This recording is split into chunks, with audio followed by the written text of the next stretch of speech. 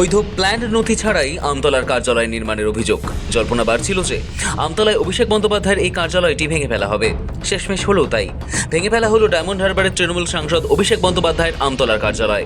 শনিবার সকাল থেকেই এই কার্যালয়ের সামনে দেখা গেছিল পুলিশ এবং কেন্দ্রীয় বাহিনীর উপস্থিতি। বেলা বাড়তে সেখানে এন্ট্রি নেয় 3 বুলডোজার। জল্পনা বাড়ছিল যে এই কার্যালয়টি ভেঙে ফেলা হবে। শেষমেশ হলো তাই। শুরু হয় কার্যালয় ভাঙার কাজ।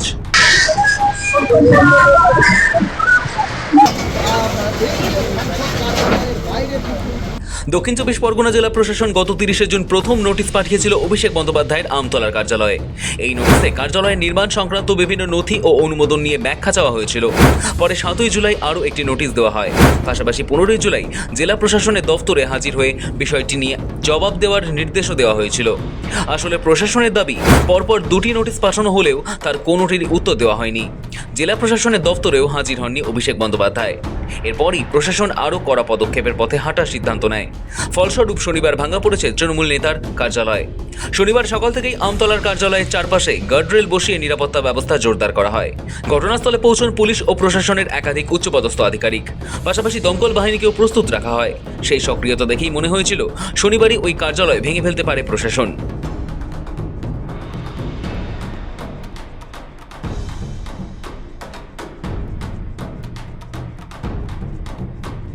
কার্যালয়টি লিভস অ্যান্ড বাউন্ডস এর নামে কেনা। জেলা প্রশাসনের নোটিশে উল্লেখ করা হয়েছে, যে জমির ওপর ওই কার্যালয়টি নির্মিত হয়েছে সেটি লিভস অ্যান্ড বাউন্ডস এর নামে কেনা হয়েছিল। সেই জমির নথিতে অভিষেক বন্দ্যোপাধ্যায়ের বাবা অমিত বন্দ্যোপাধ্যায়ের নাম রয়েছে বলেও প্রশাসনের তরফে দাবি। এই সমস্ত বিষয়ের ব্যাখ্যা জানতে চেয়ে নোটিশ পাঠানো হয়েছিল বলে জানা গিয়েছে। তবে পরপর 2বার নোটিশের কোনো জবাব না মেলায় প্রশাসন কঠোর অবস্থান নিয়েছে বলে দাবি করা হয়েছে। সেই কারণেই বেআইনি নির্মাণের অভিযোগে কার্যালয়টি ভেঙে ফেলার সিদ্ধান্ত নেয় প্রশাসন।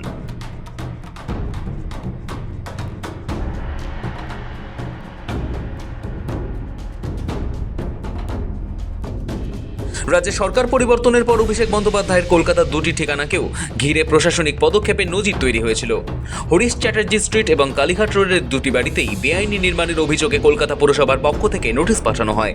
ওই নোটিশে নির্মাণ সংক্রান্ত ব্যাখ্যা ও প্রয়োজনীয় নথি জমা দেওয়ার জন্য অভিষেক বন্দ্যোপাধ্যায়ের কাছে জবাব চাওয়া হয়েছিল।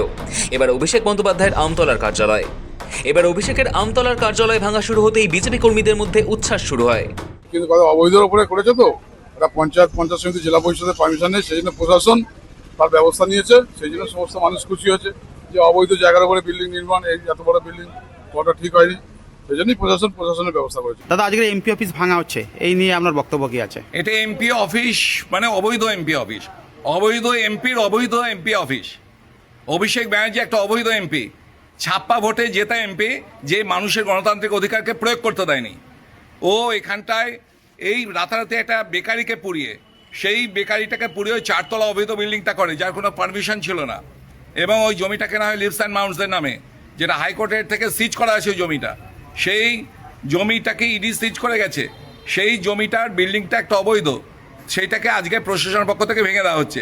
এই জন্য আমাদের মাননীয় মুখ্যমন্ত্রী, আমাদের আদরের শুভেন্দুদা, আমাদের ডিএম, আমাদের এখানকার এসপি, পুলিশ প্রশাসন সকলকে আমি ধন্যবাদ দেব যে এতদিনে আমাদের যে দাবিটা ছিল, যে এই অবৈধ বিল্ডিংটাকে শেল্টার করে অভিষেক ব্যানার্জি যেভাবে ক্রিমিনাল রাজ শুরু করেছিল এবং এখানে পুলিশ প্রহরায় যেভাবে ক্রিমিনাল থাকতো, সেই ক্রিমিনাল রাজের আজকে প্রথম ধাপটাকে ভাঙা হলো এবং এরপর আস্তে আস্তে সব হবে এবং একদম সর্বশেষে ভাইপোকে গাড়োতে পোড়ানো হবে।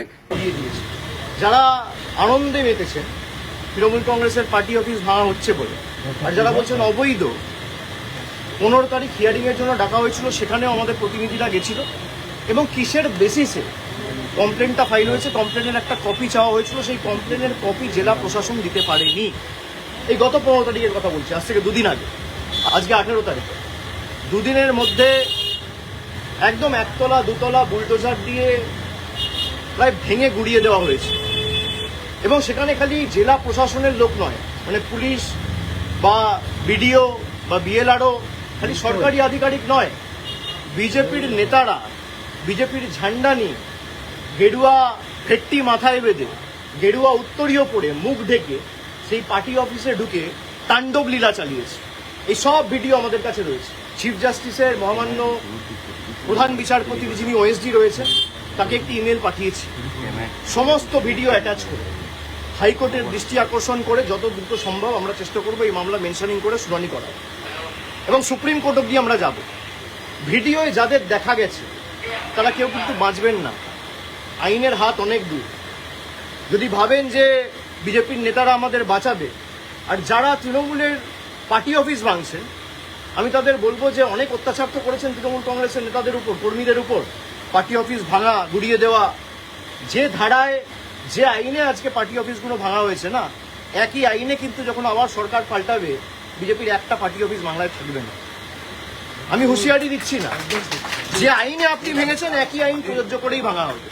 নিজের ক্ষমতা প্রদর্শন করতে গিয়ে, নিজের হাতে কত ক্ষমতা সেই দেখাতে গিয়ে বুলডোজার মডেল, ভোটের আগে ছিল অন্নপূর্ণা ভান্ডার, আর ভোটের পরে বুলডোজার। এই হচ্ছে বিজেপির প্রকৃত স্বরূপ। তো যারা ভাবছেন বুলডোজার চালিয়ে তৃণমূল কংগ্রেসকে ধমকে চমকে দমিয়ে রাখবো, তৃণমূল কংগ্রেস আরো শক্তিশালী হবে। যদি কেউ ভাবে পার্টি অফিস ভাঙে, যদি কোনো অবৈধভাবে সরকারি জায়গা দখল করে পার্টি অফিস কেউ করে, সে পার্টি অফিস আপনারা যথাযথ সরকারি ব্যবস্থা নিতে পারেন, আমার কিছু বলার নেই। কিন্তু এই জায়গাটা তো সরকারি নয়, কিনে অফিস বানানো হয়েছে, তার প্ল্যান রয়েছে, বৈধ নথি রয়েছে, সব হাইকোর্টে আমরা জমা দেবো।